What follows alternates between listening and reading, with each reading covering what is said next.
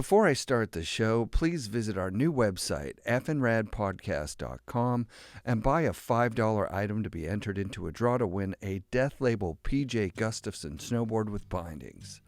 Also, this week's episode talks a lot about my personal opinion about psychedelics, so just a heads up. The FNRad Snowboard Podcast is presented by Flojoy Water.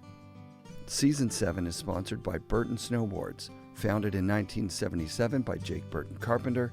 With nearly 50 years of industry-leading innovation, Burton's purpose is clear: make great products, minimize harm to the environment, positively impact the lives they touch, and have as much fun as possible. All the Burton gear I've been riding is next level. For listeners in the Lower Mainland, Burton recently opened a flagship store on West 4th in Vancouver, as well as a partner store in Banff with Unlimited. Visit your local Burton retailer. Bluebird Coffee Tuning and Rentals in Squamish, BC is the coolest new stop just 20 seconds off the Sea to Sky Highway on your way to Whistler. Drop in for the world's best cup of coffee, killer smoothies, and a true local vibe born out of 90s snowboard culture and music. They offer performance ski and snowboard tunes with state-of-the-art equipment. They've got premium rental fleets of Jones, Solomon, Libtech, and Burton, including Burton Step-Ons. And if you haven't gotten yourself one yet, Bluebird will even sell you a rad power bike. These bikes are so fun. For a blend of expert knowledge, convenience, and a lot of charm, stop in and say hi to Bluebird, the raddest mandatory new stop on your way to Whistler. Fixed bindings are tool-free bindings that focus on dependability and strength while providing ease of adjustability. I've been riding fixed bindings for a couple of seasons now and have had exactly 0 issues. It's no wonder they've got a lifetime guarantee. Do yourself a favor and visit fixbindingco.com. Lock in and let go with Anon's magnetic face mask integration, built to keep you seamlessly covered from the elements, and Magnatech quick lens change technology that makes swapping lenses effortless even with gloves or mitts on. Enhance contrast and clarity with perceived lenses and get the most accurate perception of the surrounding environment regardless of light and weather conditions. Clarity starts where distraction ends. Full face coverage, complete presence. Check out Anon's helmets, goggles, and MFI face masks at an Anon dealer near you or at AnonOptics.com. Hey listeners, this one's for you. Upline Brewing is beer for snowboarders by longtime Pacific Northwest shredder and FNRad listener Carl Montoya, who started Upline so you can crack a cold one anytime. No buzz, no slowdown, just good vibes. Unlike most NA beers, these actually taste legit and they're brewed with adaptogens for a mellow uplift. The Steezy Golden Lager and Crushin' IPA come in at just 25 and 50 calories and feature artwork from local legends like Quincy Quigg. Have one at lunch, grab another lap, hit the after party, and still wake up for first chair or the bank slalom podium. Drinking regular beers, toss some Uplines into the lineup. The natural electrolytes help you stay hydrated and keep crushing. FNRad listeners score 15% off at uplinebrewing.com with code FNRAD, or set up a subscription, save more, and never run out. Upline Brewing, brewed to adapt, crafted to elevate. Support also comes from the Pro Standard. Ken Achenbach has done it again with the push-button quick release for step-on bindings. Get them at prostandard.com before they sell out. Pacific Border, Vancouver's premium snow skate and surf shop on West 4th Avenue. Check out pacificborder.com. And 1910, the collaborative artworks of Jamie Lynn and Scof, two friends on a creative journey together, bonded by their love of art, music, and snowboarding. Go to the number 9teen10.com for their latest collection. We need to thank our friends at Mount Seymour, Grouse Mountain, and Cypress Mountain for their continued support of FNRad, as well as essential toothpaste tabs. I love them, I use them, go buy them today. Natasza Zurek went to the Olympics for halfpipe twice and rode for Option Snowboards out of Vancouver before landing her dream spot on the Burton A team.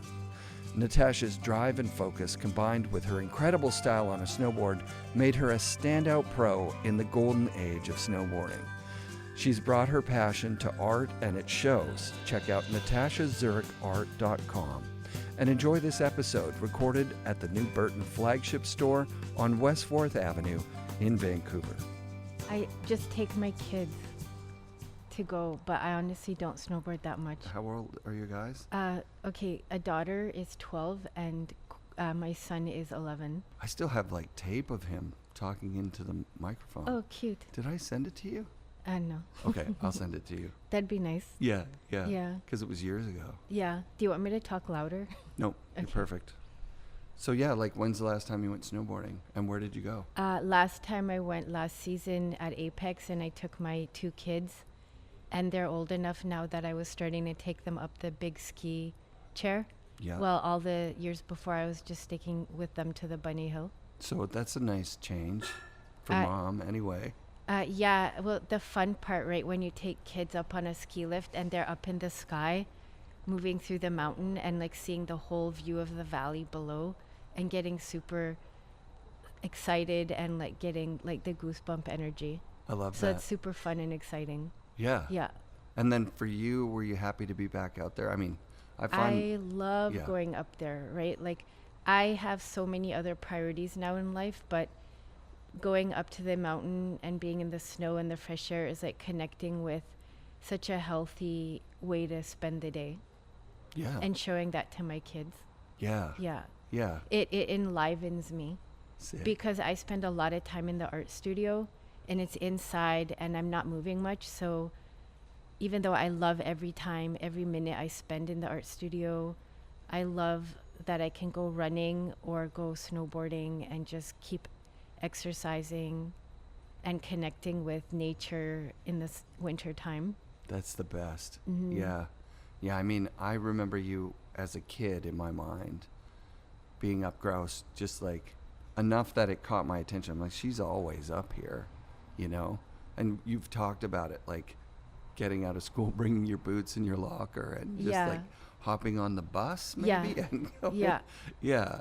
Yeah. And at that time, for me, you know, aside from like looking back on the chairlift at, say, Seymour at night, when you look back, when you've got someone new with you and you're like halfway up or almost all the way up, you're like, look back, and they go, you know? Yeah. You just get so used to it when you're there. Yeah, totally. You like just showed them a whole new perspective. Yeah. You just kind of blew their consciousness just a little bit more. Totally. Yeah. Totally. And that's a part of riding at Grouse, you know. Now they've got a gondola from the parking lot, so you don't have to wait for the tram. You just get on a gondi. Oh, the kind with the mini. Yes. Okay. Yeah, so you just So it's park. just constant. Okay. When you're there, like, because especially back in the day, I think they only ran them fairly slowly every 15 minutes. Remember, as the bus pulled up, you'd be like, oh, it's in the station. You'd be like running, because if you missed it. Yeah, you're waiting. Oh, that takes however long, and then another 10 minutes or 15. So is that thing out of commission?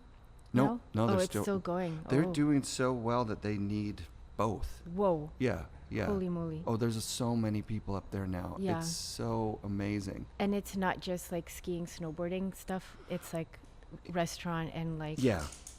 Yeah, it's always been going up for date night, that kind of thing. Sure. Okay. Yeah. But the mix in the, it depends on what the season's doing. So on a POW night, it's 100% skiing and snowboarding. Yep. Or like one weird couple on the tram being like, holy smokes, this energy is crazy, you know? But yeah, with the gondola, now it can be just groups of different people going up on their own. Actually, there's like at the end of the lineup, you know, when it's your time to get on the gondola, you know, it's kind of awkward because you want your own gondola, right? If you're a group of 2 or 4 or whatever, you kind of don't want to be stuffed in with 4 other people. Yeah. And I see other people doing that. They're like looking, going like, can we have it to ourselves? And the staff is like, fill every gondola. And we're like, kind of trying to sit back and have our own gondola. Yeah. Yeah. Uh-huh. Mm-hmm. So fun. Was Grouse your main mountain in Vancouver? Yeah, when you lived in because I Vancouver? could bus to it. Yeah. Yeah. And then by the time you get to super pro level, you're kind of at Whistler? Or I was somewhere? at Whistler, yeah. You knew to move there, or I had to move there. really? Yeah. Just to train, or Because I needed the best mountain to ride on. right? I needed to like expand my abilities. Of course. And you weren't going to do that at Grouse Mountain, Sure. I don't think. I mean, maybe at Seymour. Well, I mean, the parks at Whistler, the pipes in the park were Right. just the best. So that was the only option. I love it. I remember you telling me about a story of traveling somewhere on the East Coast, I think, with Dow and Devin, probably the Never days, Yeah.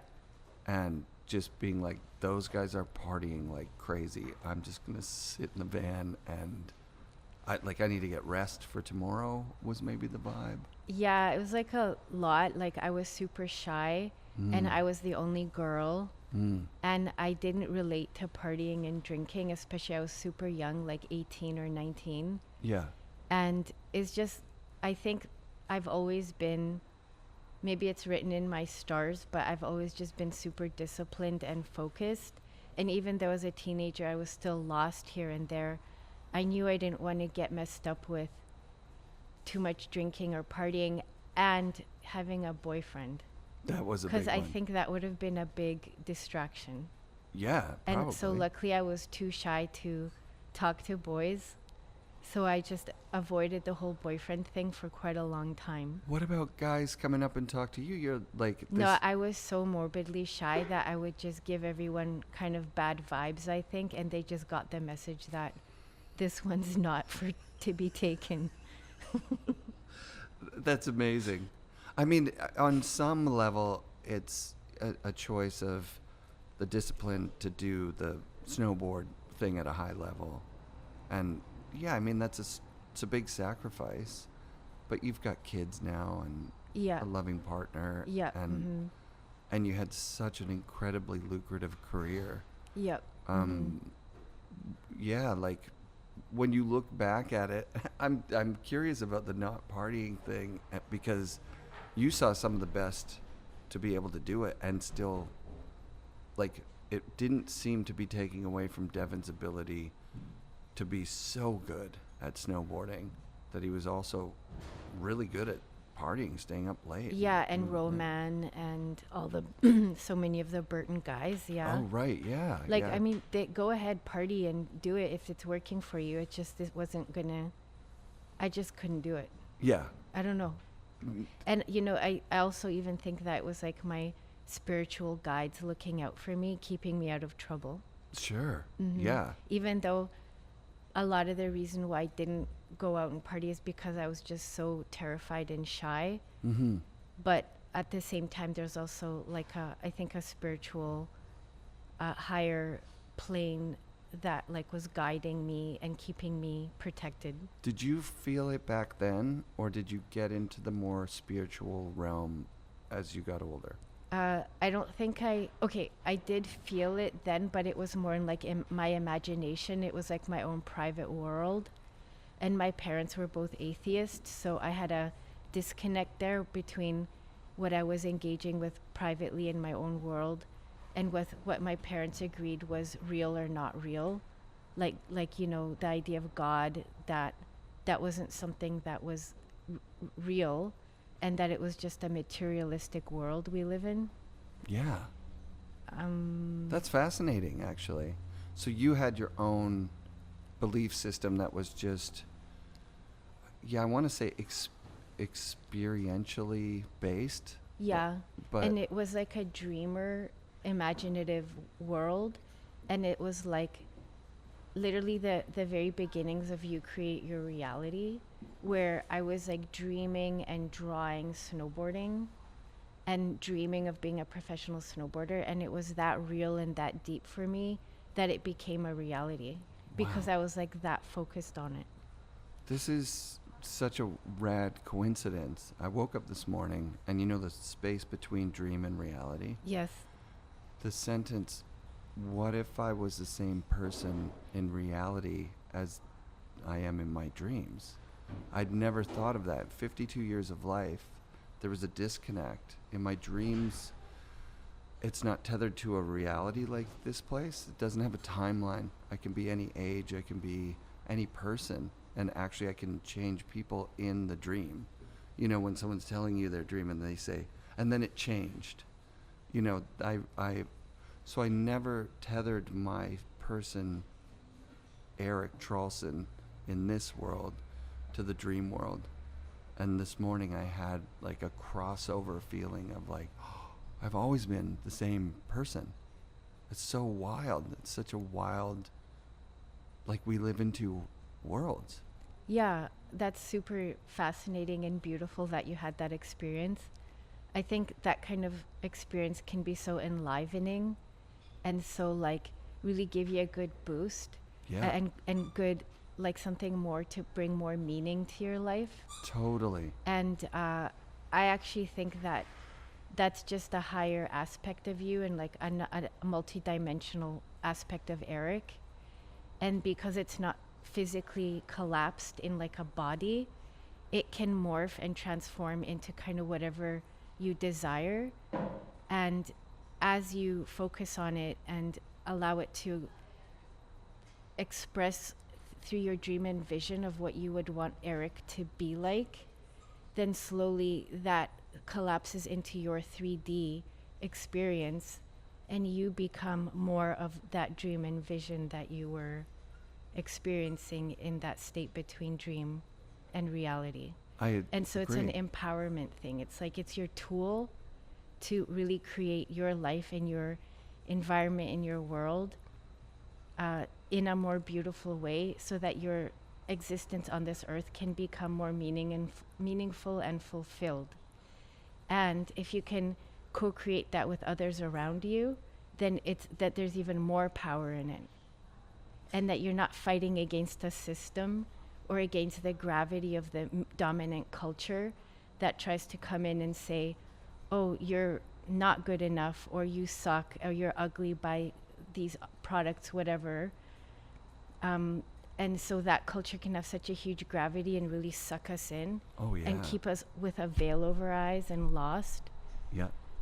So if you can like, I believe that if we can like communicate our dream and vision more to each other and be present with the difficulties that are arising in our lives, because the idea is not to bypass shit as well, because that's just going to be shadow, that's just going to creep in and like wreck things and like be obstacles between you and you trying to become like a greater version of yourself.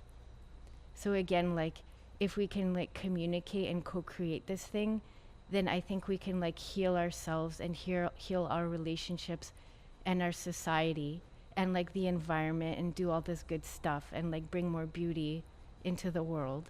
I love this so much. I'm so glad we're having this conversation. Yeah, and like we need to have this conversation because there's so much like doom scrolling and like a lot of disempowerment, like the government, you know, debt slavery, poison in our food, however deep into that rabbit hole you want to go, like it can really consume you. And and I also kind of learned this thing, made a connection between people go doom scrolling because they want to exit the matrix from the dominant narrative, but what happens is that they just enter into the second matrix. They don't actually escape the main matrix. They're still within a loop of a matrix. Yeah, I had a body felt connection to like the thought, oh no, was skateboarding and snowboarding created by the Matrix? You know what I mean? And then I thought about it and I thought it out to like, oh no, when we started that mainstream being against us, like that it was something subversive to do, kind of told me it's the right place.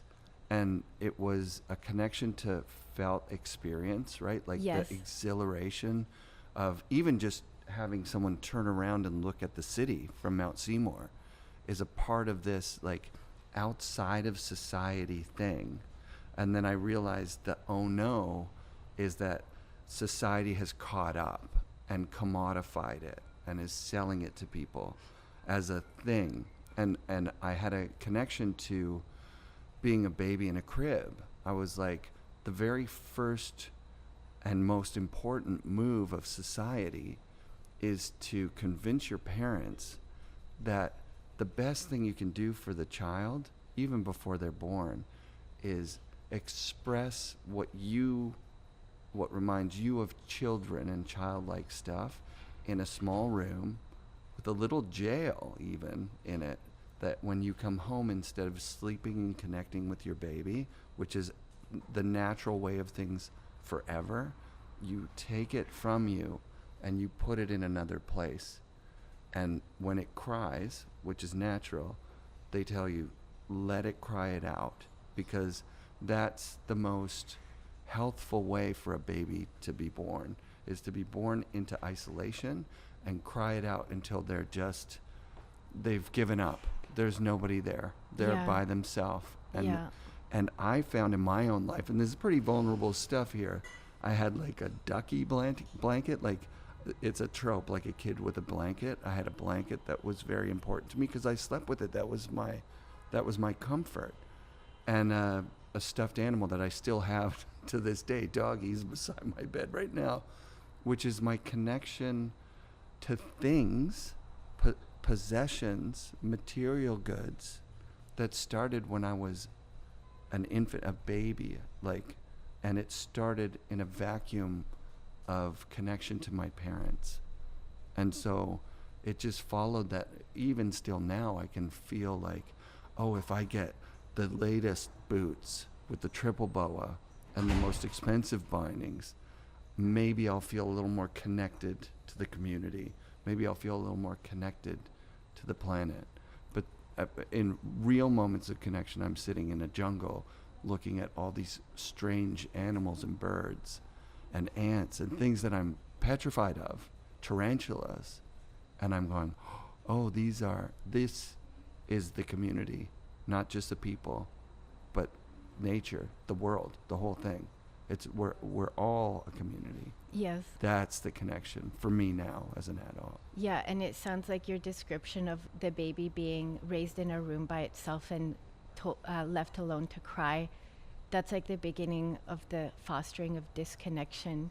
And so a lot of our society thrives on disconnection. Yeah. Yeah, and like the economic system. I mean, I don't go too deep into the economic system or politics. Right. I focus my energy and attention on like art and my family and connecting with people in an authentic way. And I think when I lost my train of thought, but it's too bad. Yeah. I like it. What you Okay. said is a fairly complete thought. Okay. Like the difference between, so I connected with you on your art, and also still in a kind of commodification way. Like, ooh, I would feel good if I had a Natasza artwork that I could give to my mom. Like it became a thing.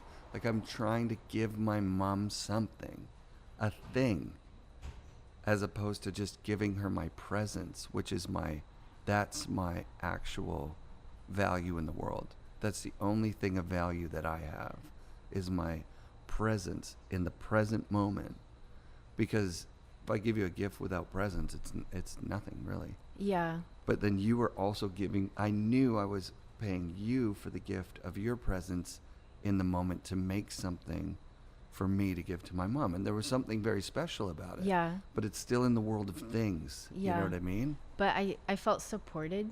Cool. Yeah, and I really love it when people support me and like get me to do a painting for them. Cool. Because it's like how I want to earn money. Yeah. Like I'm not earning tons of money through art yet, but I'm really like doing so much studying and practicing art right now to pretty soon I'll feel like I'll graduate myself from like all my online studies and courses in art.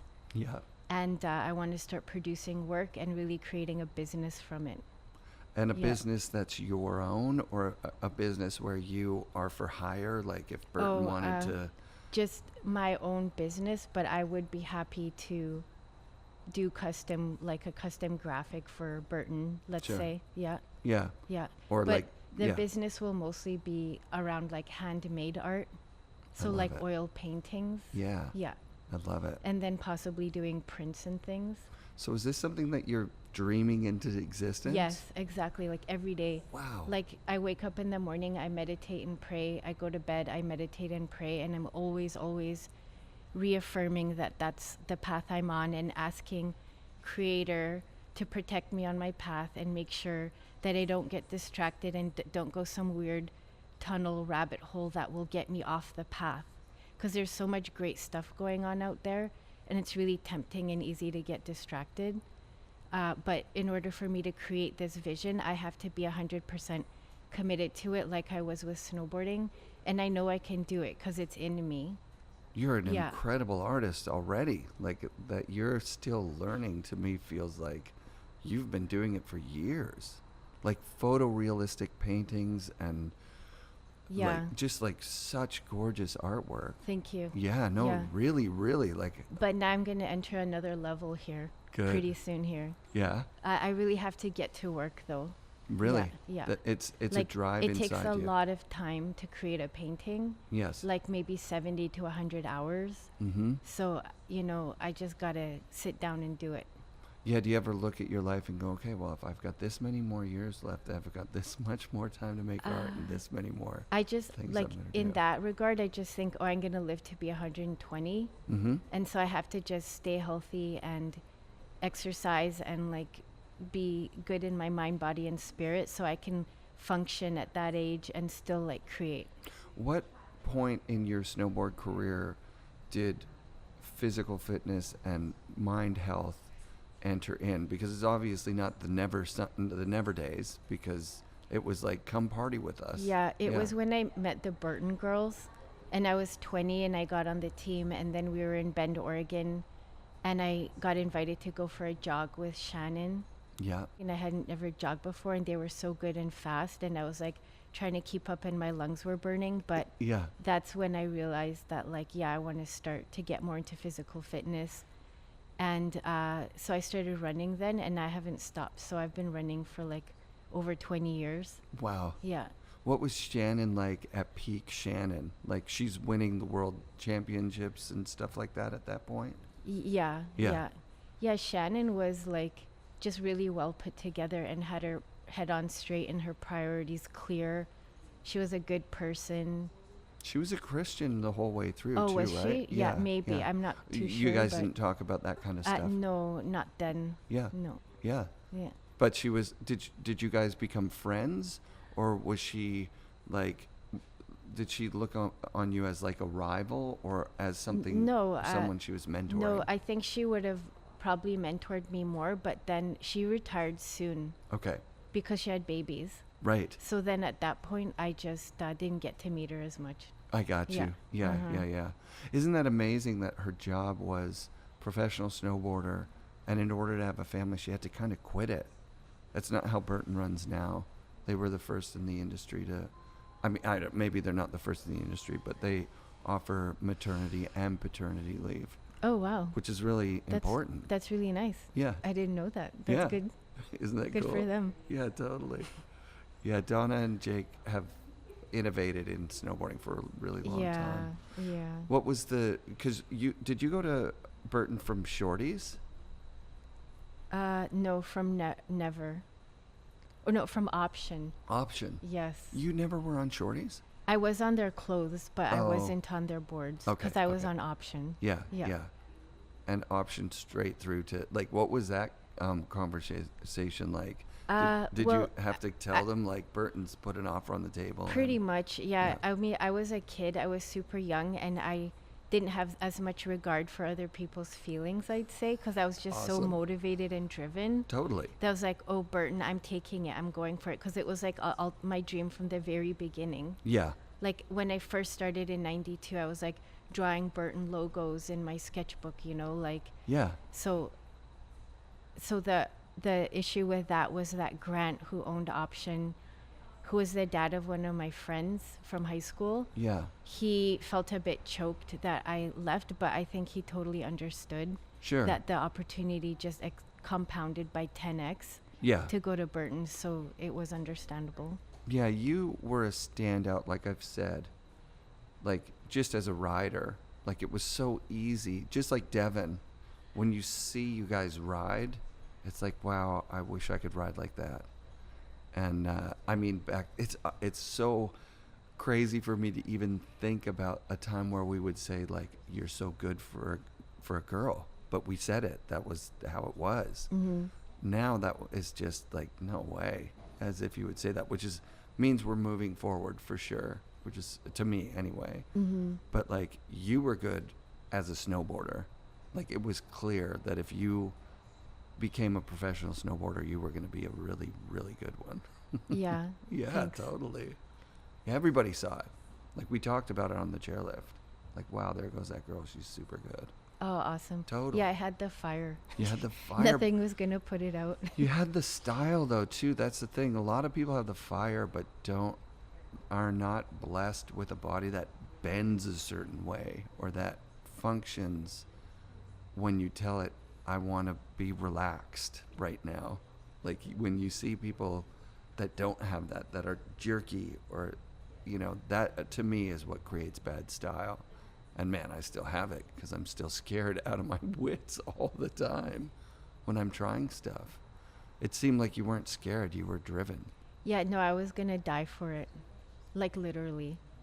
And I, even now, like it's been years and I had like a couple of close calls, like really crazy things that I could have done that I didn't because I got injured just in the nick of time, or getting swept down in an avalanche. And so now, even these years later, it's like the fear of it is in my bones. It's in my like being like kind of like this trauma of it. Yeah. And it's like, I just have to keep processing it. Like it can sometimes arise and like bring like fear and like kind of anxiety energy in me. Of course. So it's like, so I'm always just like trying to connect with my divine guides and spirits. I'm always like, thank you for keeping me safe and alive because I like literally would have died for it. That's Yeah. amazing. Yeah, I've heard you say that before, but I can hear the conviction in your voice. It's not just like a love song, like I die for you kind of. It was, it reminds me again of dreaming. Like in my dreams, the only thing that's stopping me from flying or snowboarding or anything is just my genuine desire to do it. Like, so if I really want to do it in my dream, I just have to have that thought. And then I can do whatever. Meet a murderer or go to the top of the biggest mountain, like a 10x times the real places I've been with the deepest pow. And I could do the biggest tricks. And probably in my dreams I have style, actually, I wonder. Probably. But the difference between not being able to do that in my dreams and doing it is just a thought. Whereas here in the real world, I don't want to say the real world because that world is real. But it's years and years of practice and years of purpose and things like what you're talking about. Having to say like, I don't have time for a boyfriend. I don't have a time for a distraction.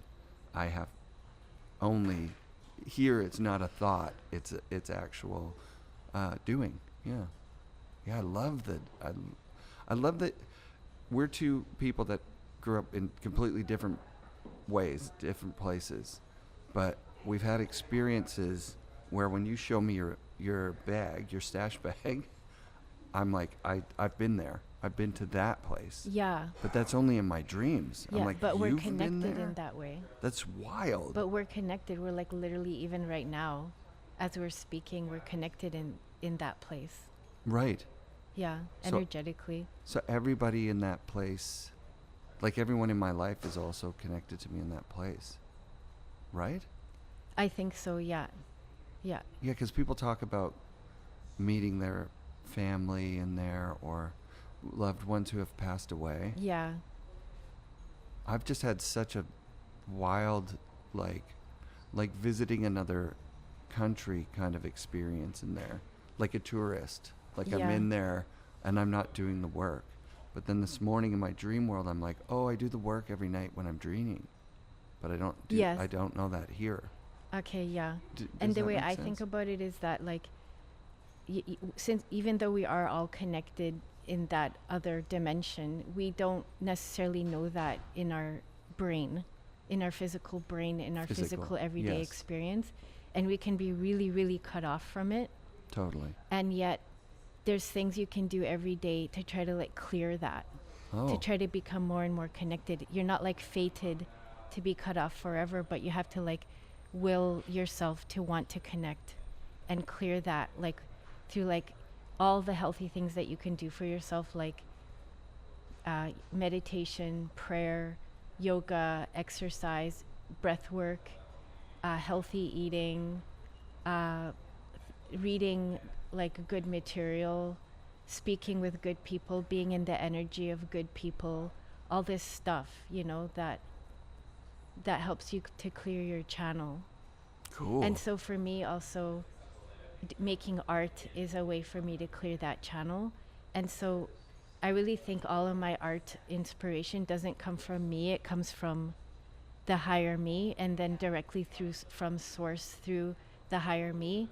And then the more I can clear my vision, the more I can see those visions coming in and figure out how to, like, paint it. Wow. And to me, that's really important, because that's bringing novelty into our world. And one of the purpose of my art is to bring more novelty from an inspired divine source, so that I can bring more goodness, beauty, and truth into the world. Because I feel like I'm a spiritual warrior with my art. And in my small way, my contribution, I want it to be beautiful, good, and true, as opposed to, like, deceptive advertising. Yeah. Like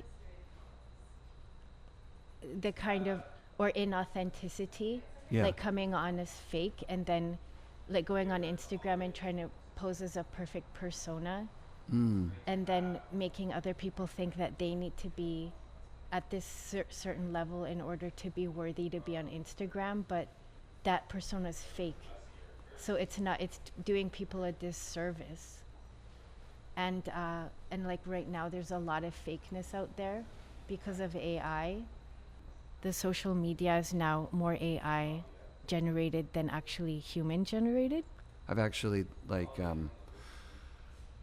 fallen down that rabbit hole of talking with the AI algorithm, whatever it is, and I've recognized in it divine inspiration, like the same as being across the veil in another place. And I'm like, this can't be real. Is this fake? Is it a trick of something, or is it a reflection of a collection of all the words of human interaction with each other on an internet, or whatever you want to call it? Like, is it a real thing? I'm like, is AI, like, that AI's a part of most of the posts on Instagram, especially art posts, I would imagine.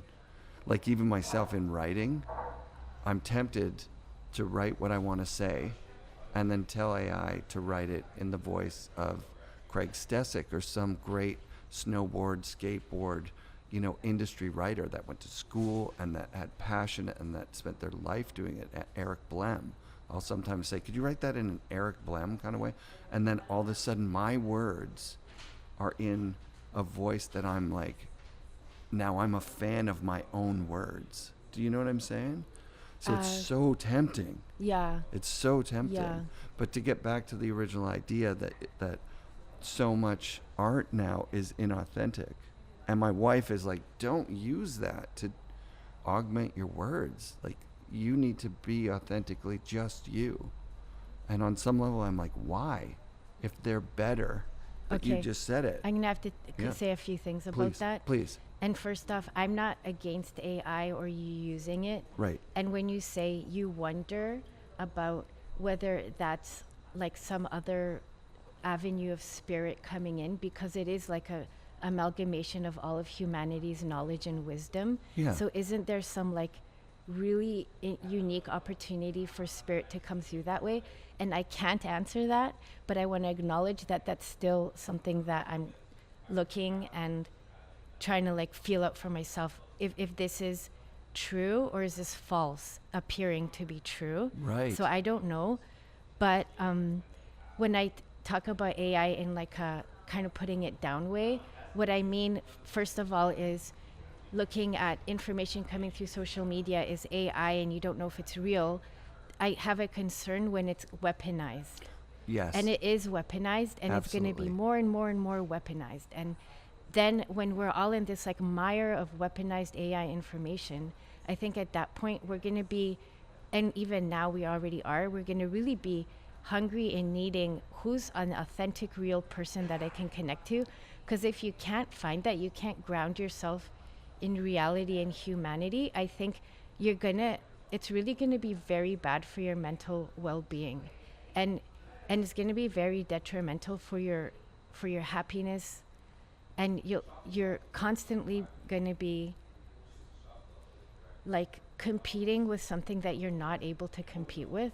Wow. And that can be so like then the meaning in your life is just like gone, and it got taken from you, and you could be depressed and like go further into like addiction or something. So I'm really concerned that people fall too much into AI and get lost in it. And then another thing I would say is I've personally made a stance on it, because when I take 70 hours to paint a painting, or I take 10 hours to write an article, and then I share that with the world, I'm really sharing true me, and I'm not pretending to be better or something else that I'm not. And while at the same time, the hours I spent creating that, I was developing my own understanding of it, my own development of my own abilities, my own cognitive capacity.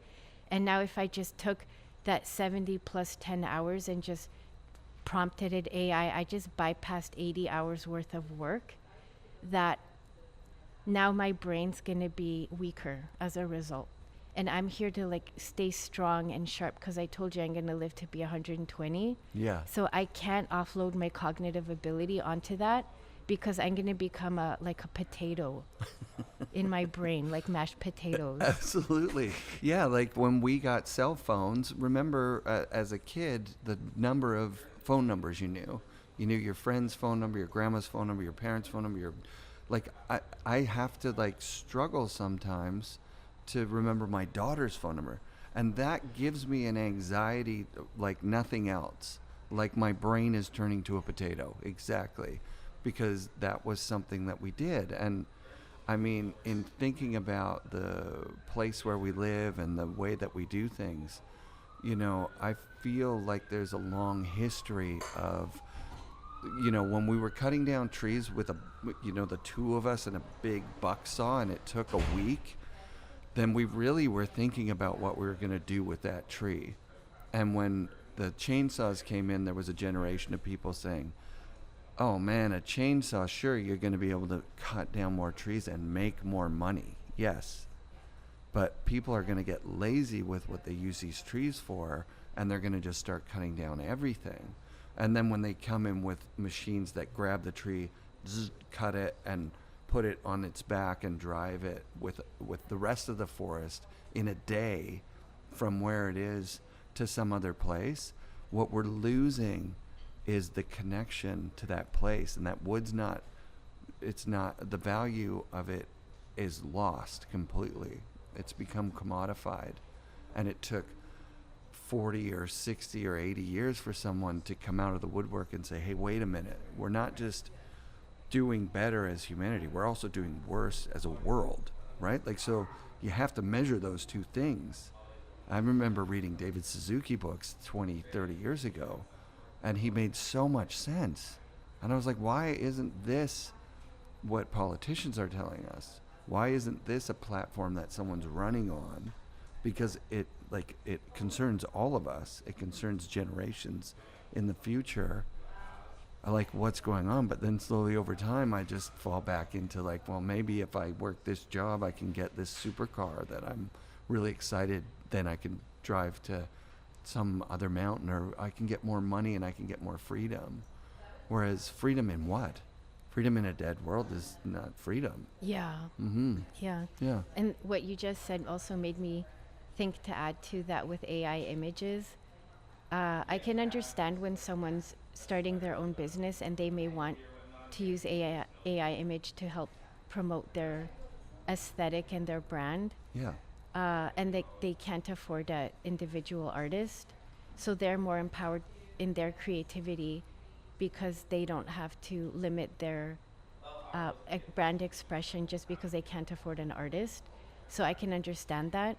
Yet at the same time, I also have problems with the amount of images that are out there on the internet, and that now it's become such a commodity and it's like devalues all images. Yes. Like all the AI images out there devalue even images made by artists, like directly by hand. Right. Yeah. You're describing it so succinctly. I understand what you're saying. I think succinctly that it's like, if you have a business that can't afford to pay a real artist, you're just not there yet. You need to build your business before you trick people with AI art that you're ahead of where you are. You know what I mean? Like to work with like the best in the world, you know, and the only place I have experienced that is in snowboarding. But to work with the best in the world, to become the best in the world requires focus, presence, attention for years and years and years. Mm-hmm.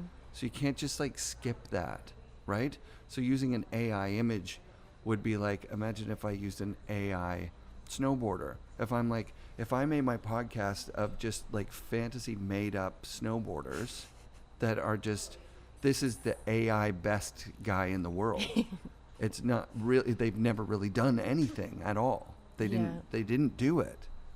But the podcast would be it would be different. I don't know if it'd be boring. I don't know who I'd be talking to. Well, I'm Marcus Johnson, and I got into snowboarding back in the late 80s. My first board was a classic Sims Woody. I actually do still have it tucked away in my garage. We made our own fun by exploring and discovering spots. It was all about that DIY spirit and just living the ride. I linked up with a bunch of legendary riders, including some folks who were part of the early Burton team and some of the pioneers in the industry. There were quite a few talented photographers capturing the early days of snowboarding. I got to work with some iconic ones, and I might have been more on the periphery compared to the big names. I did ride for a smaller brand called Freedom Snowboards, and they were kind of under the radar, but had a lot of heart and passion for the sport. But I never quite made it to the cover of those major mags. I definitely want to keep everything genuine and authentic. Just to clarify, I'm an AI created to help with conversations. And then someone could replace you with an AI 100%. Eric, and so then where's it gonna end? No problem. Yeah, like it's I can replace myself with AI easier than I can replace you guys, because I've spoken into a microphone so many words and so many different inflections that's exactly what they have as a product out there. It's an avatar, they call it. So you can have a voice avatar that their goal is, when we're all in Zoom meetings at work, some Zoom meetings you can just send your avatar to, and you can be out on the beach or you can be somewhere else. Probably. Well, then why are you involved in something that you don't even want to be involved with, that you would send your avatar to? Because work is not what we want to do. That's I know. it. Yeah. I'm sorry to say it like that, because I understand people are in financial difficulty and they have to, do their work and get fund their life. Yes.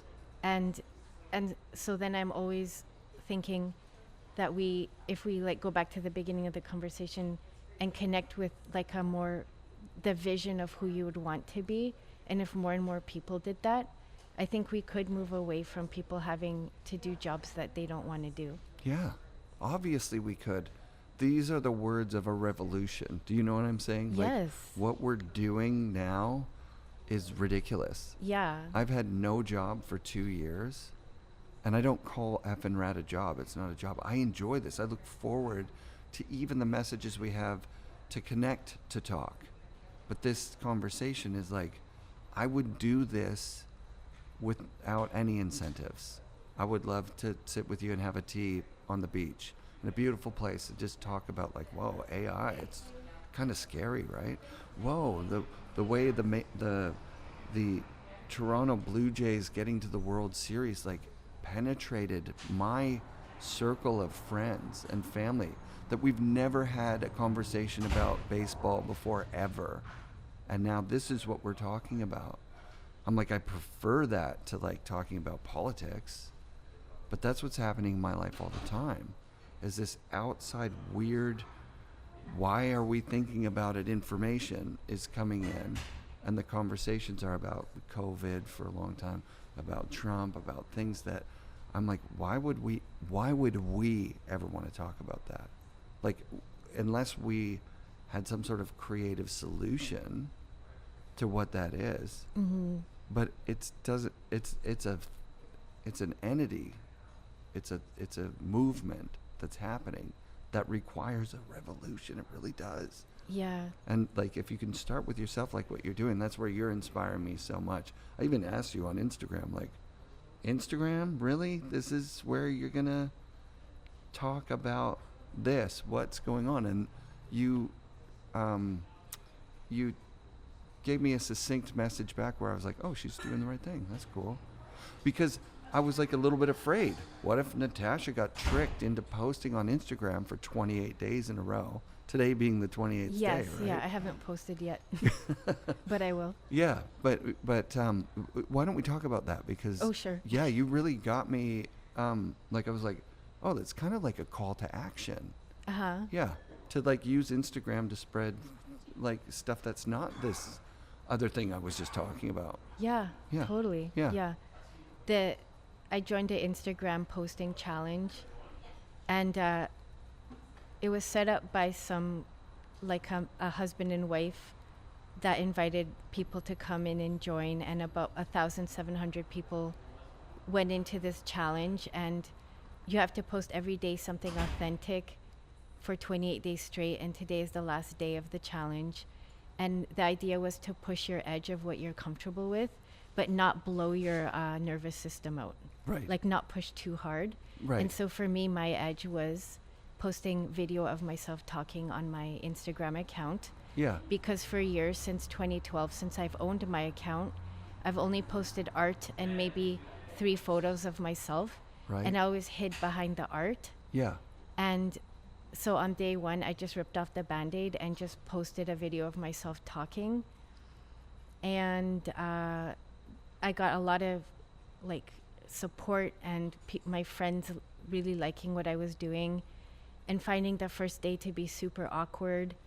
And then throughout the days, one after the next, I started to get more comfortable and more clear on what I wanted to share, and just, like, happier to go on and talk and speak. And I learned a lot from this challenge. One of the main things is that if I do want to have an art career, one of the best things I can do for my art career, aside from making beautiful art, is connecting with people authentically and not hiding behind the art. Because people, they don't want to just see the art. They want to know the story of the artist, and know that the artist isn't just some elevated being, but just like a normal person that works hard and is motivated and focused. That's so dope. Yeah, I've used the example of who painted the Sistine Chapel, Michelangelo? I think so.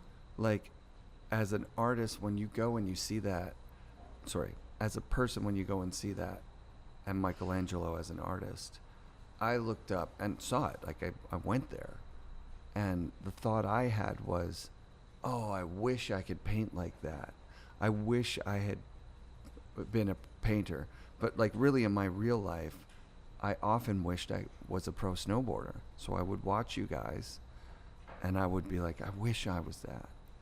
But I don't wish to have all the hard work part of it. I would rather go up the local mountains when it's snowing and get the best part of the thing and not ever have to sacrifice anything, right? And so, sorry, I brought up Michelangelo because I think I read his story somewhere. Like, he was taken from his parents when he was very, very young, and he apprenticed under the best painters in the world at the time, and that was all he knew. Like, he didn't choose that.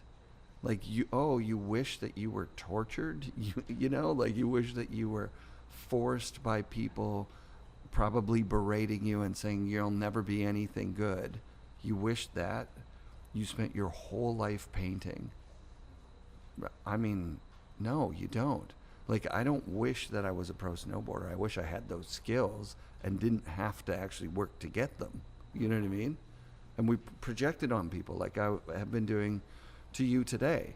Like, oh, you just had the thing. Lucky you. You were so privileged that your body worked this way, and you became a pro snowboarder with no effort whatsoever, is what I'm saying. But I'm diminishing that by saying that. You worked hard every single day. You were driven. You were drawing and thinking about your life in the future, and you were working towards attaining it. So me saying, like, oh, I wish I would have been talented like you, is kind of a diminutive, not kind of, it's a complete diminutive statement about how hard you worked. And it's the opposite of saying, wow, what an honor to meet you and all the hard work you did to be the inspirational snowboarder that you were. That's incredible. Thank you for spending your life doing that. That's way more in my integrity. But I had to be old to figure that out. Yeah. I had to live a life and think about things to get to here, you know? Yeah. And what about you? And would you say the psychedelics helped you to Oh, wow. Yes. get new perspectives? That is exactly what psychedelics do. So my first psychedelic experience, aside from normal everyday experiences as a child with breath work, running until you're falling unconscious, staring at the sun until your eyes make patterns, or pushing on your eyeballs until you see the veil is so thin to the other side.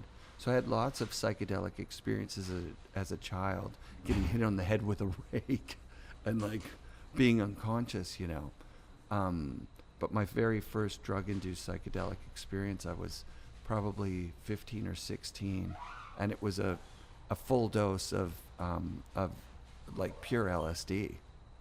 And I was like, I felt home. I was like, this crazy experience is like an analogy for life. It's like more alive than being alive here.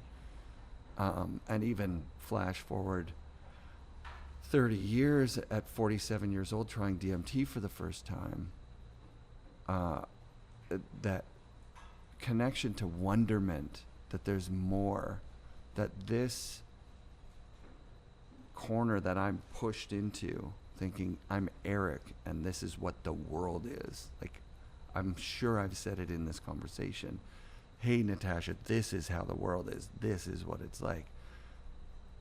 DMT opened up to me that it's like we are all one thing on the other side of the veil. Teacher and student at the same time. We speak in thought. We know each other through, not through physical experience, but through like an emotionally charged thought blanket that's woven of fibers of undulating energy. It's like, it's real though. It's not fake. And when I came back, It's I'm not like, a hallucination. I'm like, is it here all the time? I brought it back with me into this physical world. And I was looking at it operating in the corners of the room, and I was like, this is built from that too.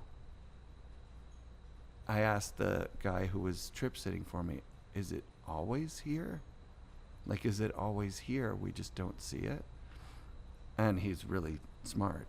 So he probably said something like, how could you ever know?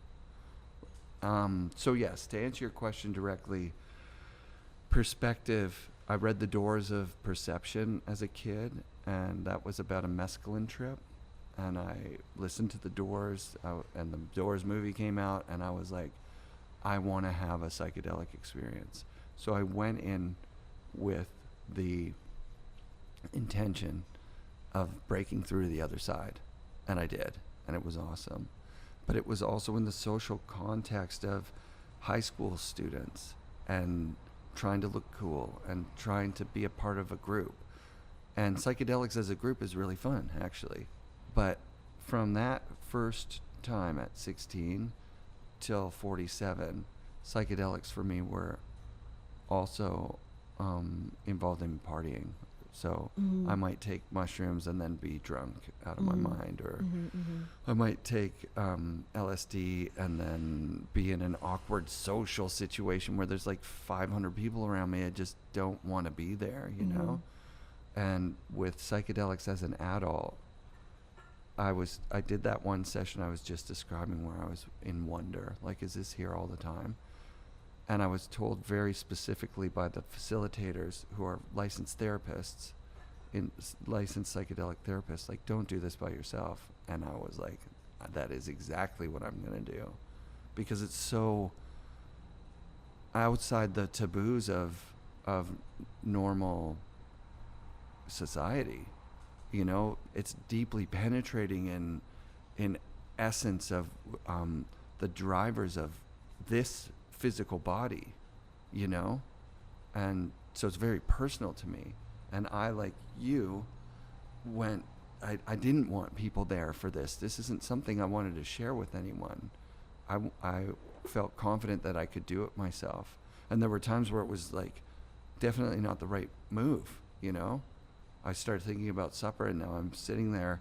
I think that I'm not on DMT anymore. I'm cutting stuff with a very sharp knife, and I'm going, what am I doing? Like, how do I have a knife in my hand right now? This is not safe, you know? But also the other aspects of it have been that I wouldn't define myself as a depressed person. And I don't think I've ever had bouts of depression. But I think there was some deep despair about what's going on, some deep criticism of the framework of society at a level where I have kids, man. We can't be doing this to our kids. This doesn't make sense. But then maybe it is depression to be thinking about that and feel so helpless in changing it. Feel so stuck in like the hugeness of what it is, to like this history that we're living. Holy smokes, it's been a long time. A lot of effort in this ingenious way. You know, you're tilling the land, and then you make up some sort of tool that makes that faster, that gives you more leisure time, that gives you more time to invent something, to make something more. And the end of that, the present moment of that, is AI. Is like what you just described. Why don't we want to participate in reality? Why don't we want to get good at things? Why would we offload our creativity to a machine?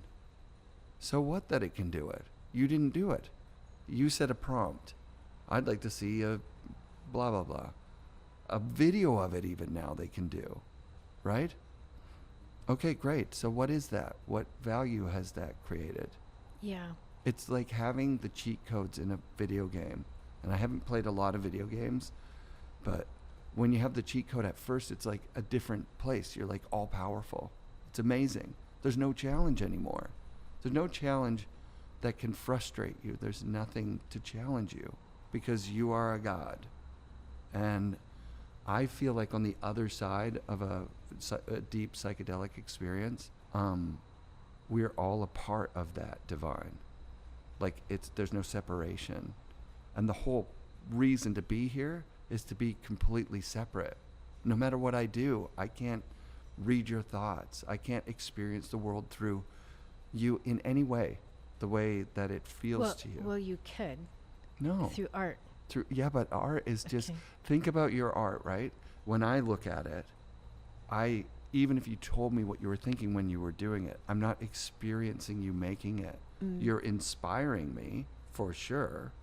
But think of rock songs. You know, if you ever get the chance to meet the artist that wrote your favorite thing and you're like, I know what you mean, they would say, no, you don't at all. When I was writing that song, I was thinking about, and then when they tell you, you're like disappointed, like, oh, it wasn't about me? It wasn't about my experience? So I think the same thing would happen with art. You're inspiring me, of course, but the thing I think about it is probably not the intention that you put into it. Maybe it is. Maybe you're closer to that than other artists. Maybe that's a goal that you're shooting for. Yeah. Like my goal with art is to like bring in like divine vibration. And so I don't have an expectation of how that will specifically affect you. All I want is that you are in the presence of more beauty and more divine vibration, and that it'll bring peace or comfort to you or soothe your nervous system or do something nice for you in whatever way it's going to show up. Cool.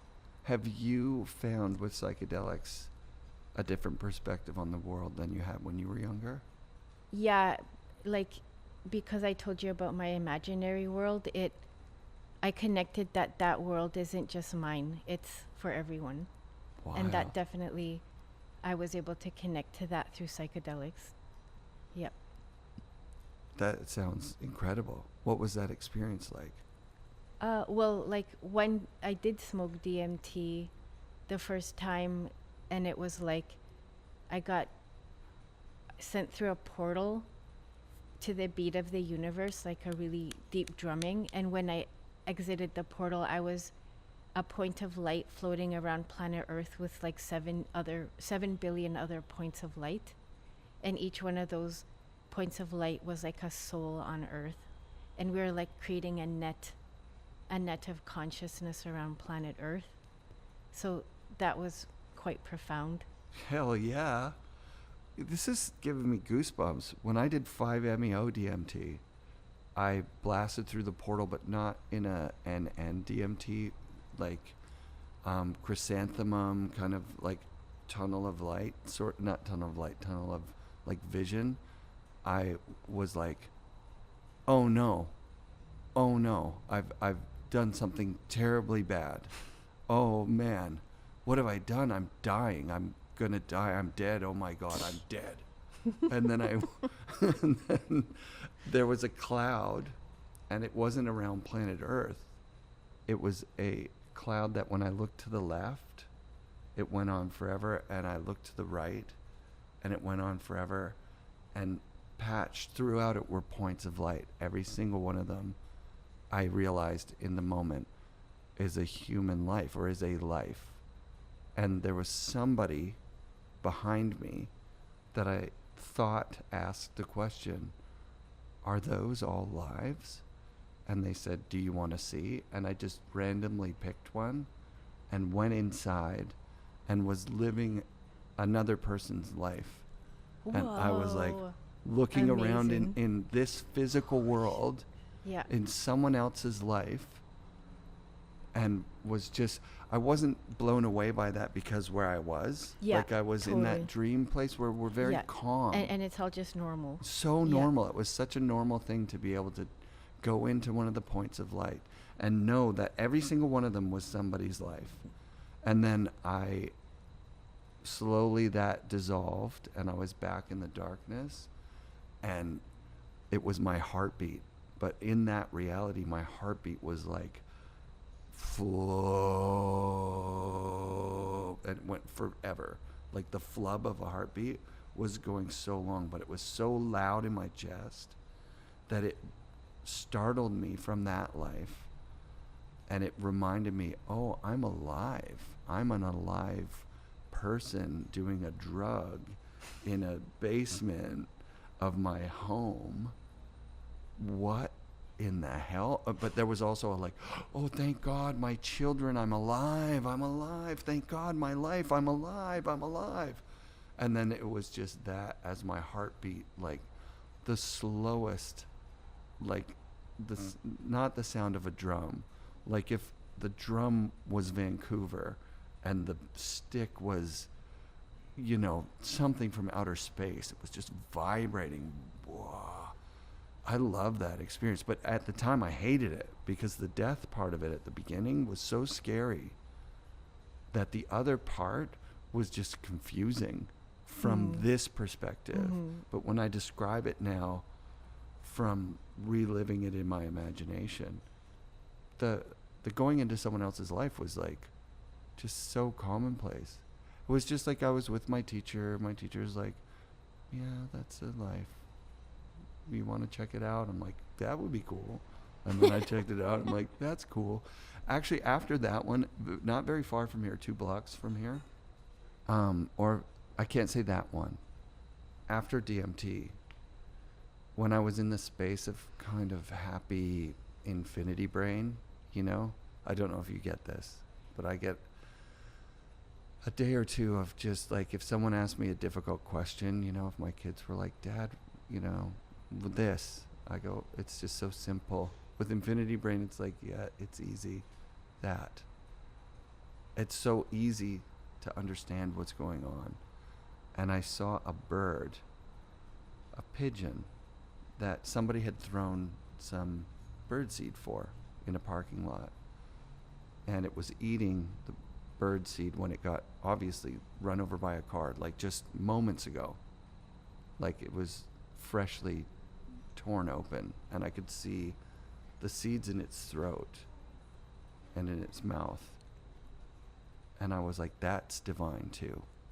That's the divine is so weird and so all-encompassing that it's not this thing that we've been told in society is a like a kind of big tally of like, oh, you had a bad day, well, God's gonna give you a good day tomorrow because you suffered. Oh, your mom died, don't worry, down the road there's this like balancing thing that poor sad you is gonna get like this awesome opportunity that's like positive. It's not like there is positive and negative. There's only big or small experiences. So seeing that bird was a big experience. I wanted to throw up. I felt like crazy in my body, like, oh, I don't want to see this. Why am I looking at this?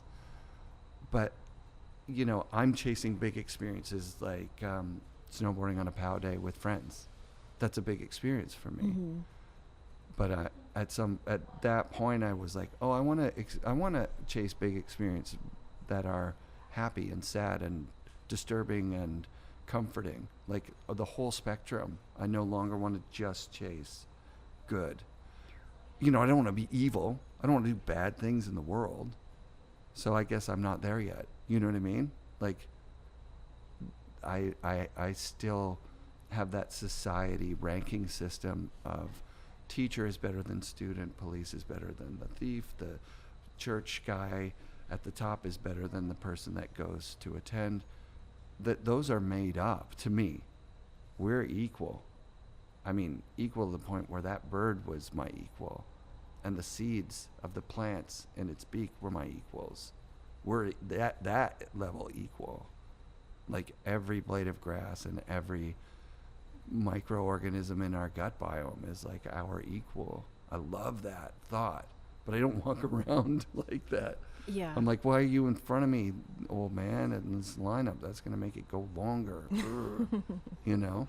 I'm in conflict with people in the world over accumulating things, which seems ridiculous in this conversation, but it's very real. Right? Even that POW day, I'm like, get out of my way. Get out of my way, Tesla truck guy. Oh, God. Yeah, exactly. Does any of that resonate? Am I way off on outer space here? No, I know what you mean. I just don't have anything to add to that. I'm so stoked that you were venturing into that realm as a kid. In your imagination is what they call it. But like, you're experiencing it. as a non-on-drugs child of the world. Yeah. And then you get to integrate that. Yeah. Wow. So, yeah, what kind of psychedelic work are you doing these days? Mostly I sit in ayahuasca ceremonies, Mm-hmm. and I don't do them very frequently, but maybe like once a year or so to reset. Mm. And also in that tradition, it's like Shipibo. One of the main points of doing ayahuasca is to do diets. And what a diet is you connect with a plant spirit, and you open a diet in ceremony, and you sit with that plant, whatever. It's not any old plant. It's like has to be a master teacher plant. So like rose or tobacco are two examples of master teacher plants. Mm-hmm. And when you open the diet, you have to sacrifice. So you have to give up salt and sugar, alcohol, meat, except I think chicken's okay or fish is okay, but red meat and pork, and any sexual activity, and even sexual thinking. So the more of that you can sacrifice, the more the plant will open to you and give you healings and teachings. And the diet can be short, like a couple of days, but usually they're about a couple of months, or they can even be a year or two. Wow. Yeah, it just depends on how committed the person wants to be or what they're needing. That seems very wise from my experience, because if I was forcing a DMT trip the day after having one before that, I was like, wow, that was profound. I'm going to go home and do that again. I never got what I was forcing for, ever, not even close. In fact, the more I wanted to force it, the more disappointing the trip would be. Yeah. Mm-hmm. Or if you force it, you can get into bad trips. Oh, I've had a lot. Like the plant spirits really try to like kind of like a mum really like put you in your place, because the point of the psychedelic experiences isn't to escape reality. It's to learn how you can integrate divine more into your life and make your life better. And you won't do that unless you integrate the lessons. So that's why the idea is not to do it frequently, but to do it once, then keep all the lessons, start integrating for a long time, and and then maybe you could go sit with ayahuasca again for further lessons. And I know this because I've gotten kind of more in the past in a more of a habit of wanting to escape reality and just be in like divine glory presence through the psychedelic. But the more you do that, the more you won't get what you want. Right. Yeah. So we've had the same experience there. Yeah. And so I don't have like a ayahuasquero or like some seasoned vet teaching me how to do this. I was just like trying it on my own, and we're learning the same lessons. Do you know what I mean? Like it feels like that's the story I'm telling myself. Like a diet is for real.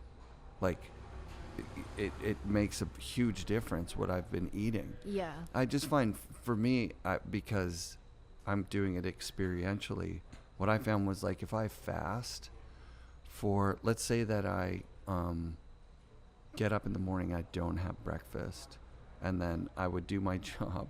I was doing DMT in my leisure time of my job. So I would go home for my lunch break, having not eaten anything since the day before, and those would seem to be the best trips for me.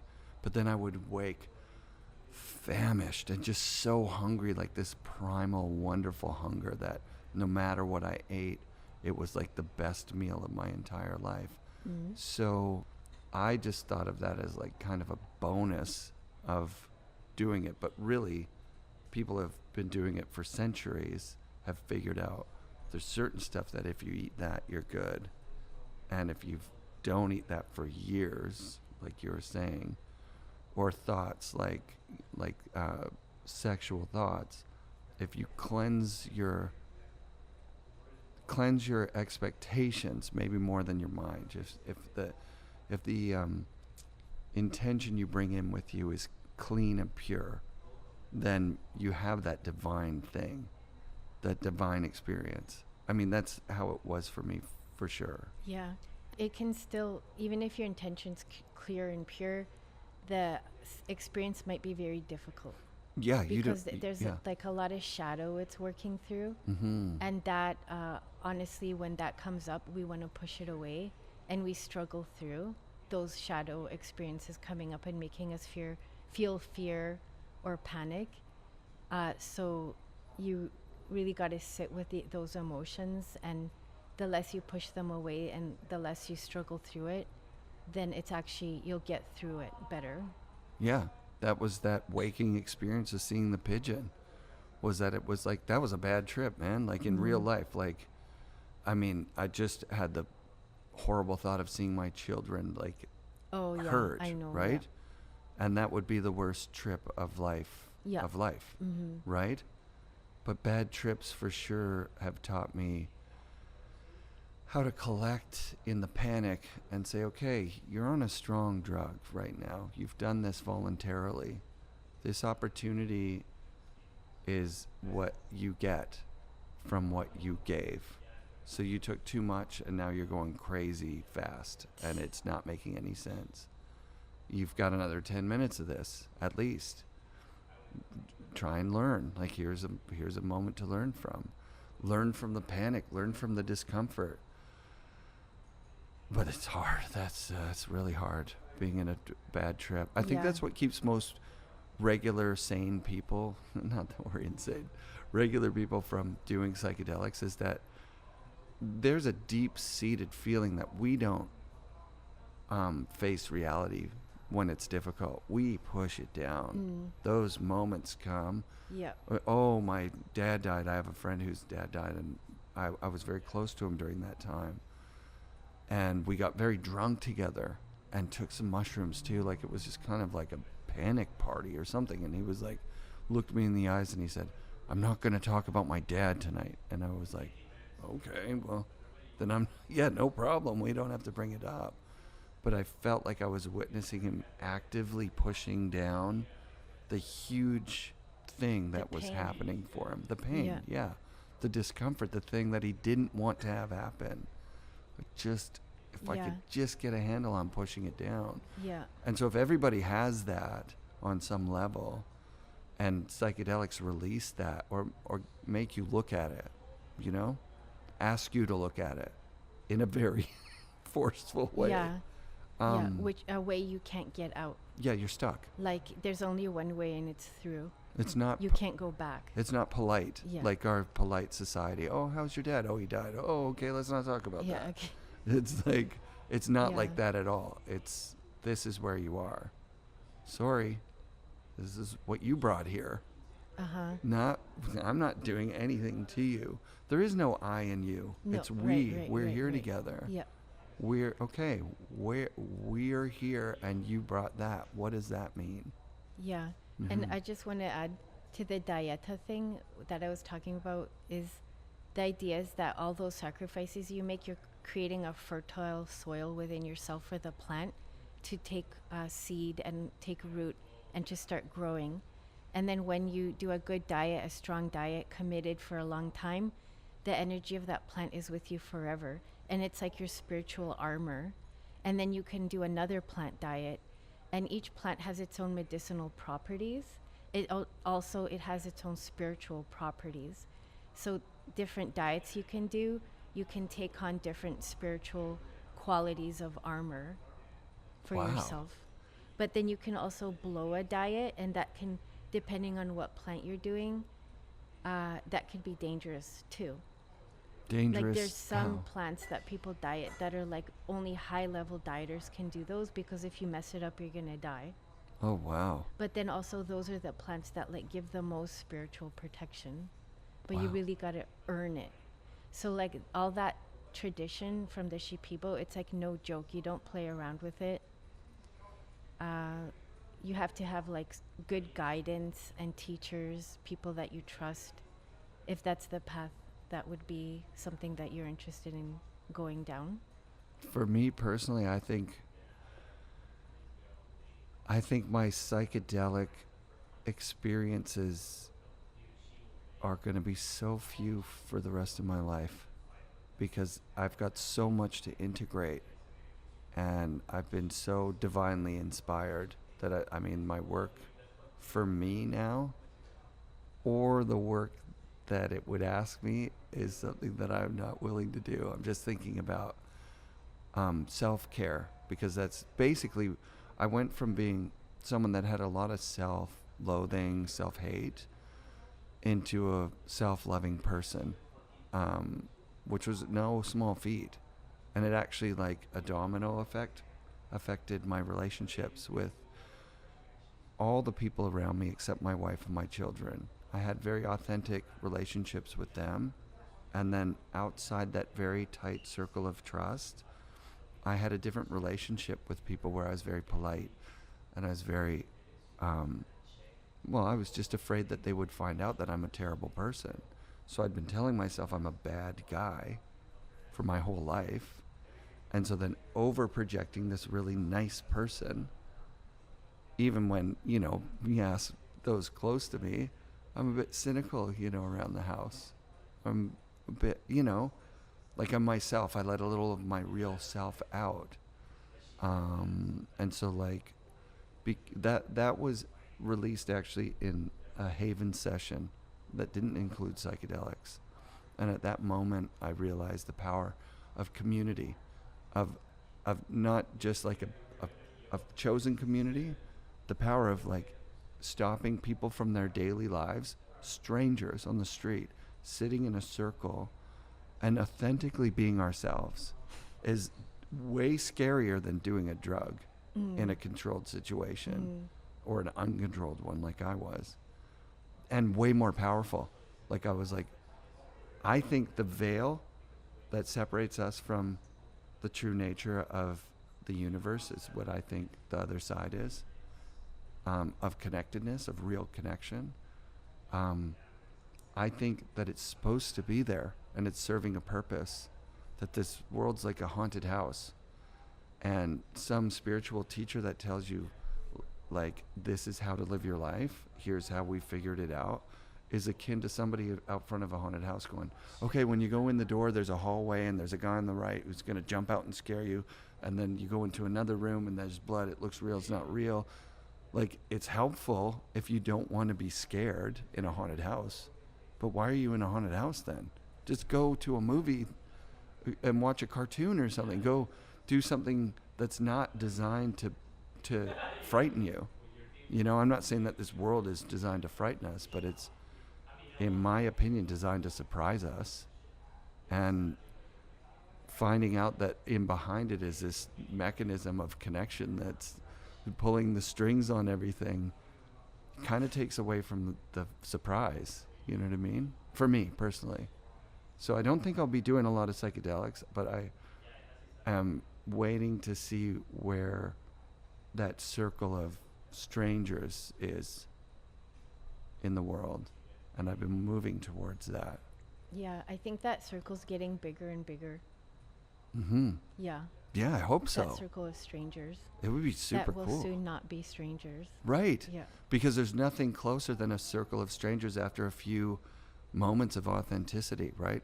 Of someone running around saying, my mom, I hate my mom, oh God, and you witness them, and you go, okay, you're still you, I still accept you. Because the fear is, if I show the real me, you're going to just go away. Reject you, yeah. And that rejection is so, the fear of rejection is so big that I think. It's like a life or death fear. Life or death fear. And I lived my whole life in it. And then when I saw that you don't have to, all of a sudden I was like a little more accepting of myself. I would, if there's one thing that I would want to do with the show, I would want people that listen to accept themselves a little bit more. Yeah, and I think it can happen. I think it's and like to talk about it is, and like talk about our experiences of ourselves accepting us more helps. We're just coding, right, with this conversation. Yeah. And similar conversations. Yeah. Yeah. Yeah. I mean, I remember being really excited to talk to you about psychedelics when we met before, but it just wasn't the right time. It wasn't the right Oh, yeah. place. You know, we talked about it personally after, I think. Mm-hmm. I've always been curious about, like, where does that tradition come from? Where are they, like the woman that they flew in, what's her lineage? Yeah, What's that's the the Shipibo. Yeah, Shipibo? they're native to the Amazon rainforest Right, in Peru, right, mostly. right. Yeah. Which the Amazon rainforest is like the ultimate expression of human nature, farming, growing, and connecting, in my Yeah. limited Or opinion. like the lungs of planet Earth. The lungs, yeah, living in them. Right. Have you ever been down to Peru? Once, yeah. Yeah, did yeah. you do ceremony down I there? did do, yeah. Was it different? It's see, here I am, my ranking brain going, is it better to do it there, or is it better Some to do it people here? think it's better. I thought it wasn't better or worse. It was just different because of the environment and the bugs and the crickets and like hundreds of thousands of crickets and giant, like very heavy rainfalls in a small village where there was no electricity. So it was very rustic. And that's where the medicine grows that they prepare. Mm-hmm. Yeah, but the strength of ceremony, it can, for me, it's as good wherever I go, wherever I have sat with it. Has the community that facilitates these things, they must love you because you're so open, and you've been doing that since you were a little kid. Yeah, I'm a treat when I come and they're happy. Yeah, Yeah. of course. Yeah, there's a good humor that comes out Yeah. because there's a certain level of openness and less guardedness, and then it gives the opportunity for the humor to come out. That's fun. And the sharing and the connection becomes more flowy. That's it's awesome. so awesome. Yeah. Are most of the ayahuasqueros, am I saying the right thing? Sure, yeah. Yeah. Are they women? It seems like there's a lot of women. No, I'd say it's probably even more men. More. Yeah. Yeah. But, Oh, right. But quite a lot of women too. Yeah. Yeah. Yeah, I'm thinking of Maria Sabina, Yeah. the mushroom Yeah. Mushrooms, yeah. from the mountains of Mexico. Yeah. Mm-hmm. That was like kind of what broke psychedelics onto the scene Into the West, yeah. into the West. Yeah, basically. Time yeah. magazine did an article, I think it was like, Terrence McKenna or adjacent, yeah. like scholars who had like kind of found psychedelics and gone, oh, this is very interesting. This is worth looking into. Mm-hmm. But there's some real evidence that the West is not compatible with that. You know what I mean? This sort of ranking system that we use to do everything, this pyramid scheme that we have as a society, doesn't Yeah. really work with the connectedness of the. Yeah, I Right. think, I guess the psychedelics have the potential to disrupt that. Yes. Yeah. I mean, that's obvious from the laws that they put in place, that this drug that has a LB, whatever the LD, like you'd have to eat like 1,000 grams or something, it's safe. Whereas like aspirin, you could have too much aspirin and die. Mm-hmm. Tylenol, like acetaminophen, it's really, the lethal dose is close to the like bottle dose, That's scary. That should be illegal. Like if you're gonna make something illegal. Anyway, sorry, my point being, it's obvious that the drug laws have it reversed. And there's a reason for that, in my opinion, that everybody on psychedelics isn't going to continue to go to their job. They're not going to do that way anymore. Yeah. And that happened in the 60s, I think. Mm-hmm. People were like, we're not doing school. We've got a new concept. It's going to be like love and stuff. But now they won't be going to their job because AI is going to take the job. So then you may as well do psychedelics and sit in circles with strangers. There's nothing Yeah. better to do. Yeah. It's like the best thing. I really like it. Yeah, some people have problems with it for their own individual reasons, like, they've seen someone maybe get harmed Yep. on a psychedelic. Yeah. So when we talk about it, we also have to just mentioned that set and setting is important. Set and setting's the most Yeah. important, and you're right. There are people in my life that have had loved ones die on a psychedelic psychosis. That's Oh, not okay, cool. okay, Yeah. yeah. So it's not cool to not, like, it's very it's important work, and it requires even though I just said I do it by myself, but I was called to do it. Like I made I took the plant and turned it into DMT myself, and then Yeah. tested it at a drug lab, and it was 100% pure. I was like, yes, I know where this is. I made it. There's no Yeah. outside. I don't have to trust someone. This is like, I trust myself. I did this thing. So I'm very rare. People have asked me, oh, can I have some? And at first I was like, sure, have some.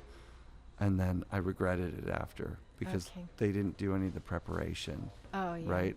I'm like, I'm going to have to like make you climb to the top of Mount Seymour and pick a flower or something, like set the intention to get, and you just mentioned what you should do. The di- set and setting. set and Yeah. setting, dietary needs, like Yeah, all, exactly. all the Yeah. things. So I'm a bit reckless with myself, but I'm not reckless with other people. Yeah, but I don't like to think of it necessarily, if you do it by yourself, you're reckless. It just depends on how connected you are and like how much trust you have in yourself. Mm-hmm. Yep. Yeah. Yeah. And that connection. I really did trust myself, for sure. Okay. And it was like novel. It was so interesting. Like such an interesting place to visit. It's so crazy. And it's insane that I can speak with you about it. And I really do believe that you have been there, as though it's a physical place. Like we went to the same. That seems incredibly unbelievable. Do you know what I mean? Like if someone said, oh, I saw you in your dreams last night, you'd be like, come on. What are you doing in there? How would you even get there? But we've had that experience. I've had people in real life. Obviously, we've dreamed about real people. So then I've always told myself, oh, that's just imagination. Oh, okay. Yeah, Yeah, I think that to me, saying that is disempowering it. of course it is. Yeah. Of yeah. course it is. And to me, I just want to empower myself as much as possible. Right. So I have to have discernment and just do the work to do as best as I can to know when I'm empowering myself and when I'm deluding myself. Do you use your snowboard background to kind of guide your haptic feedback system with that? Like you had a goal in snowboarding and you knew when you were moving towards it and moving away from it. Does that help in this art venture that you're doing now, in this life that you've laid out in front of you? It helps because it's like the psychology. I already was like testing and training my psychology and positive mindset and working through obstacles. So that was like training me for today. You definitely use those techniques when you're in the starting gate and when you were Yeah. or yeah. flying on a trip or Yeah. something, like Yeah. just to get mentally prepared for what's I going to just wish I happen. had more of a stronger spiritual connection there at that time, because I think it would have helped me like have less stress and nervousness, Right. because my whole self-worth was tied to the outcome. But when I have a spiritual connection, I can not I have a lot more to fall back on, a lot more depth to me, and not just the result. Right. So do you think that first stage of your life, being a driven professional snowboarder for so long, was necessarily, like it was a necessity for it to be kind of not spiritual? Because if you show up at a place and you don't care about the outcome, Oh yeah, that's a good point. Yeah. Maybe. Yeah, it's kind of like Yeah. a squeezing out of like the comfort of feeling held by the universe or whatever. Yeah. It's like, I need to do this. I don't know if there are any world champions that are just kind of fly by the seat of their pants and not taking it seriously. Right. Yeah. They're True. probably not in any disciplines that are Yeah. developed, right? Yeah. Like gymnastics or Yeah, at such high levels. yeah, like the NBA or something like that. Yeah. Cool. Thank you for talking with me today. Were you disappointed the Blue Jays lost? 0. Yeah, okay. I It's- didn't care either. It has no relevance in my life. Oh. It came in as an interesting point of conversation. I'm like, you guys don't notice this? You guys are all talking about one thing. And the day before, you were all talking about one thing, like Charlie Kirk or something. How about you? No, I wouldn't even know about it unless I heard people talking about it. I don't even know who they played. Yeah, me neither. I don't know who it Okay. was. Yeah. That's me in sports. Were you a sports person growing up? No, just snowboarding. And did you study it? Like did you know about Tina and Shannon and like Bonnie Zellers and like women of the past? I knew from the magazines. Yeah. Yeah. You studied it like kind of looking forward, like how the industry was set up. Because I didn't look backwards till I started the show. I mean, I got Terry Kidwell on my shirt, one of Yeah. these like Joel Gomez awesome retro shirts. Yeah. And I didn't really know his importance until I started looking back. I don't look forward now in it. I don't know what's going on in Oh, snowboarding. I see. Okay. And that's scary for me, because how do you be authentic on a snowboard podcast? Uh-huh. I guess you talk about psychedelics and growing up and Yeah, and just develop yourself and just be tuned into what really interests you and just pursue that. and be authentic. Like Mhm. after this conversation with you, it's like, okay, I know why I don't use AI in my intros. Then it wouldn't be me. I'm taking a shortcut. I'm not perfect at this. I'm sometimes not even good at it, but that's okay because I do it a lot. There's an episode every week, so maybe you'll like one of them, you know? Mm-hmm. That's how I feel. I Yeah. feel less attached to the outcome and that it's not ranked anymore. You know, a lot of times when I talk with someone, they'll say, who was your favorite guest? I'm like, all of them. Yeah, nice. Yeah. Excellent. Yeah. Like, I don't even look at the numbers of how many people download. Oh, good. Yeah. Other people Interesting. will say, like, oh, if you want to build your business, you need to make sure that you look at who gets the most engagements and get them on your show, right? Where I'm like, I saw you go through that with your Instagram. With one of the posts. Yeah. Pretty early on, you're like, wait, this is only getting out to a handful of people. I was kind of building it up. But this is the story I'm telling myself, was that you were like, I'm building it up that 1 million people are watching this. And it's only this handful. What do I do with that? What do I do with that information? Well, I know I like to think that not many people are watching because it's less pressure. Sure. Yeah, and that then I'm like willing to stick out my neck more. That's cool. And my point is to stick out my neck and get comfortable with it. Mm-hmm. Yep. Same. I totally identify with that. Yep. Like every once in a while, there's like a cool thing that happens. Like Sherman Poppin, when he passed away in 2019, the New York Times did an obituary, and they quoted the show that I did with him. Oh, And okay. I was like, well, that's really, Mhm. that's a cool metric. Mhm. And honestly, the metric I use for the success of this show is like if I'm at a mountain somewhere like Bear Valley and someone says, you're that podcast guy, I listen to your show. That to me is just like, okay, it's reaching people that are on the hill. Yeah. Like it's reaching people that are doing this. It would hurt me a lot if this was like a replacement for actually going and doing the snowboarding, you know? Like Yeah. if people are like, oh, I don't have to go snowboarding, I listen to your podcast. No, listen to it on the way up, Yeah. you know? Do you ever see your stickers out in the wild? Never. No, Oh, I'm okay. pretty bad with that. Okay. I don't do a lot of merch, Mhm. and I think that it's I wish that it was from a point of view of like, I'm saving the planet, I'm not putting a bunch of Oh. vinyl out there. No. I don't think that would matter too much. It's couple of more stickers. right. It's more from a point of like, I'm not very good at self-promotion or promoting this thing. I'm hoping that people listen to it because they like to listen to it. Like that the thing that we made is interesting, and so they listen to it. And when I get feedback, when people are like, I listen because it's interesting, then I'm like, yes, I'm doing my thing. As opposed to tying it to a metric like a sponsor saying, like, we want to give you more money because you're moving the needle on our business model or whatever, you know.